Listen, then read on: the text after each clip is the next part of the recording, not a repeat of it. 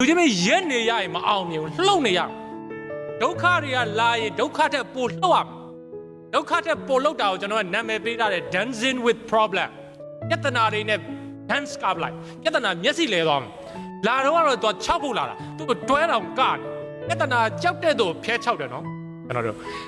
ရေနဲ့တယ်မလားရေနဲ့ရေမကူးတတ်တဲ့သူတိုင်းမသိဘူးရေကူးတိုင်းတော့မသိဘူးများတယ်ရေနဲ့ရေမကူးတတ်တဲ့သူတိုင်းမသိဘူးဘယ်လိုလူမျိုးတွေသိလဲလက်လျှော့လိုက်တဲ့သူတွေသိတယ်ရက်လိုက်တဲ့သူတွေ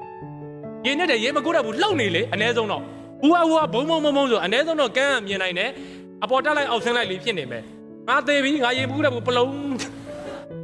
သုံးဆုံးမြောက်ဒုက္ခတွေတွေ့လာရင်တော်တော်များများရက်ပလိုက်တယ်သိလားမသိလုံနေတာတွေကိုရက်ပလိုက်တယ်လူချင်းတို့အခက်ခဲတွေ့တဲ့အချိန်ကလူချင်းတို့အလုပ်တွေကိုပို့လောက်ရမယ့်အချိန်ဖြစ်တယ်ဒုက္ခတဲ့ပို့လုံးမှရမယ်ကျွန်တော်တို့ကအဲ့ဒါကို overcome လုပ်မှရဒုက္ခရောက်လာတဲ့အချိန်တချို့စိတ်တက်ကြပြီးငြိမ်လိုက်ရင်ပို့ဆိုးသွားမယ်လူချင်းတို့ဆုံးမြုပ်သွားလိမ့်မယ်